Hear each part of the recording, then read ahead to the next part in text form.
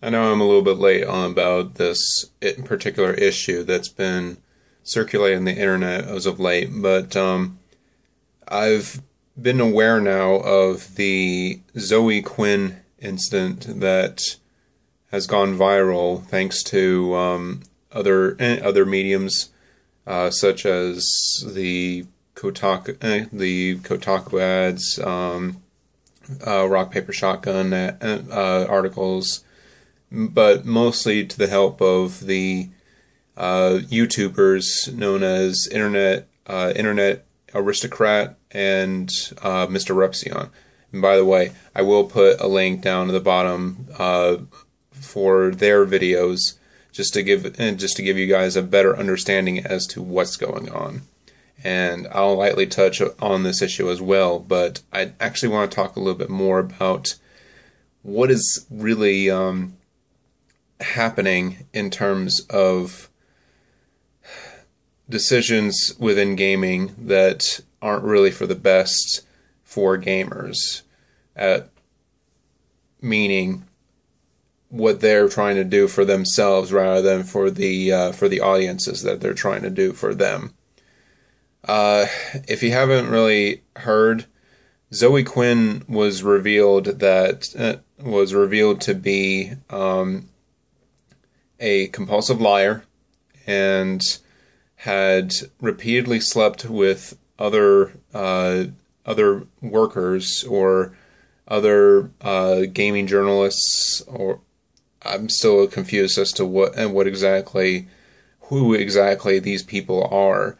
But in a nutshell, she has slept around with a lot of these people, all as a means to further herself and pretty much remove negative articles about herself and the corruption that she has spread to just to make a better image.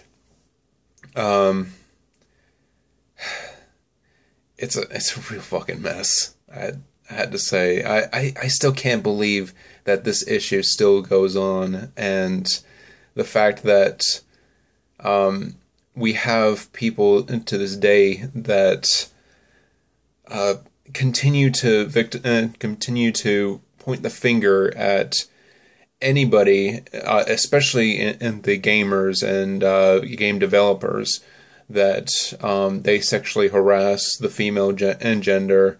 And just gives no viable evidence in terms of that.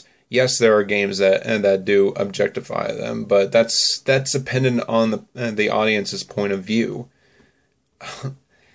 If you watched any of Anita Sarkeesia's points about how the female protagonists or the female characters in any game, her own perspective of these female characters, how she thinks they're objectified, they don't represent their characters well.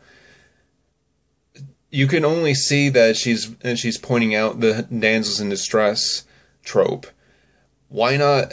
And she clearly avoids the subject of popular games such as probably the biggest one that people have always gone crazy about was Samus Aran, who is a space mercenary hunting down space pirates, essentially aliens that want to take over the entire universe.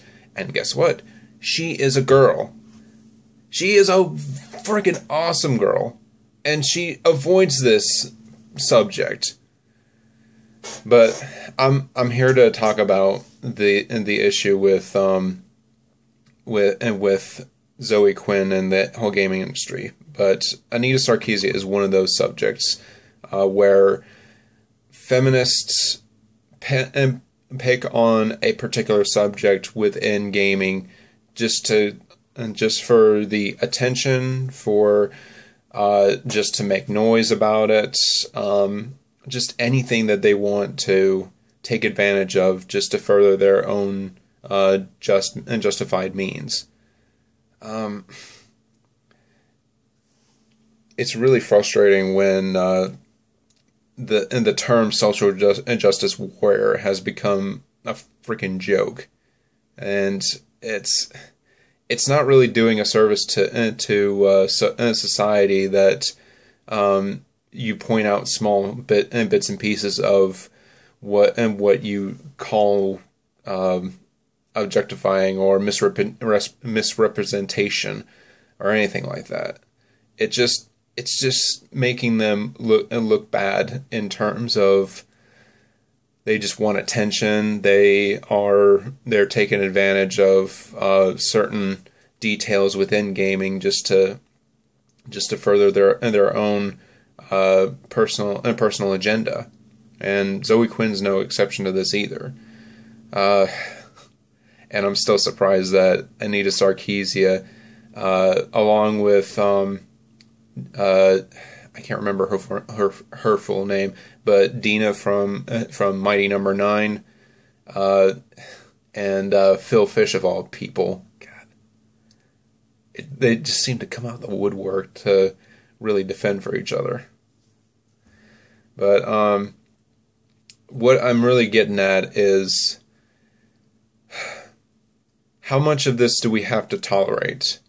I mean, game journalism is one profession that, quite honestly, hasn't earned a better reputation in the eyes of gamers like me, like Angry Joe, Pro Jared, any kind of gamers who take their job seriously, and they're professional reviewers for all this kind of stuff, and I applaud people like them to really get the message out. They were probably some of the key people that really called out the bullshit that was games like Aliens, Colonial Marines. There's not really a lot of big time names. Ride to Hell.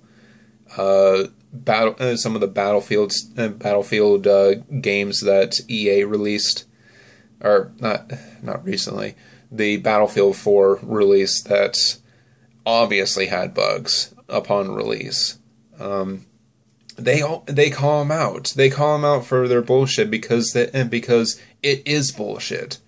It's bullshit in terms of getting stuff out the door that surprisingly gets green-lighted, and it's just a means for a profit, instead of really making something that people would really gravitate to and enjoy. That's where it makes the money. Make a game that is enjoyable to everybody else, and then people will flock to it and purchase it, and then you will make money. I actually heard that Zoe Quinn made a game that it was called Depression Quest, which I haven't played. I don't know anything really about it and know much about it, but I'm so confused as to what this game is about. Depression Quest? Who in their right mind would want to play a game where you deal with depression or something like that? I mean, she probably had a good idea at the time and pushed it out the door with the help of her associates that she slept with. I don't know. This kind of stuff really worries me, and this is something that we have seen before in the music industry as well. I really hope that most game designers do not go this route in terms of bribing the head honchos of corporations to get a game out the window, just knowing that, oh, it's not going to do it very well, but we need the money anyway in the aftermath or something like that. It's just, that's not how you do business. That is so not how business practices should be executed. And I really hope that that all game design and designing industries see this as an example as a bad way of doing business.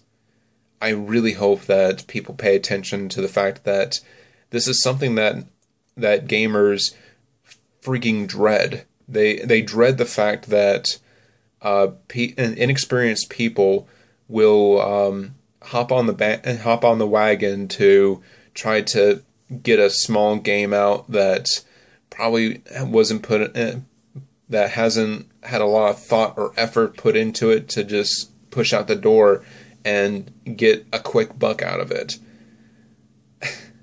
That's an insult to gamers everywhere. Gamers who are curious who are curious enough to want to try their games, and who want to be rewarded for spending their money on such a great product. I mean, I take pride in every game that I purchase. I mean, Path of the Ninja, which is a freaking amazing stealth game. Shovel Knight, the League of Legends, which is free to play, but I pay for the champions that come in. These are games that people put effort into it and are rewarded for their hard work.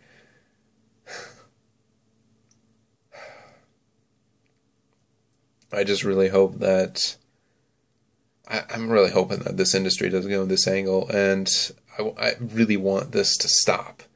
I really want the bullshit to stop, so that we can enjoy our games, so that we can play in peace without being ridiculed, without our medium being ridiculed for bad things. We get enough of that with Fox News pointing the fingers at video games for shootings, which clearly is not.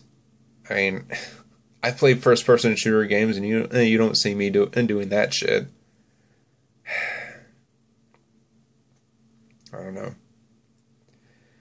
I really wanted to point this out to you folks, and I really hope that that the end result doesn't come as gaming and games being in terms of games going out, going down the drain like the music industry has for the most part. I've talked enough about this. I'll see you guys on the next show, and I'll get another anime review up and going. So, see you guys later.